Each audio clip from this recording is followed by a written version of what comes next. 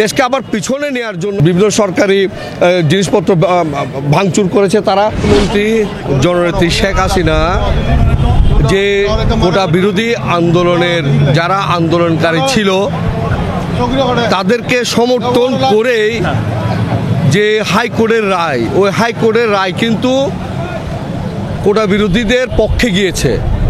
এখন ছাত্রছাত্রীরা যে আন্দোলন করেছিল কোটা বিরোধী, সেই আন্দোলনে ছাত্রছাত্রীরা সফল এবং মাননীয় প্রধানমন্ত্রীর সেই ছাত্রছাত্রীদের আন্দোলনের পক্ষে উনি নিয়েছিল। এখন রায় ঘোষণার পরে যে ছাত্রছাত্রীদের আন্দোলন সফল হওয়ার পরে এখন এই যে জামাত শিবির সেই ইস্যু আর সৃষ্টি করতে পারলো না।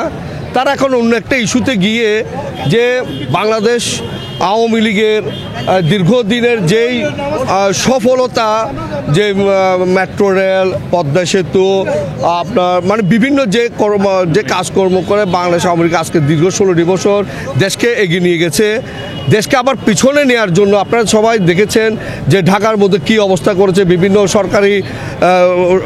বিভিন্ন সরকারি জিনিসপত্র ভাঙচুর করেছে তারা।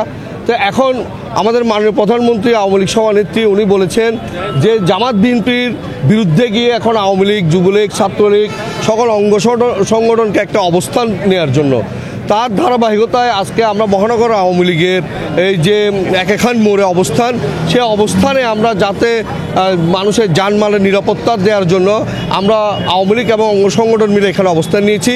আশা করি এখানে সারা চট্টগ্রাম শহরে জামাত বিএনপি আমার মনে হয় আর নৈরাজ্য সৃষ্টি করতে পারবে না। আর নৈরাজ্য সৃষ্টি করতে চাইলেও আমরা তার প্রতিবাদে আমরা এখানে বসে আছি। ধন্যবাদ আপনাকে।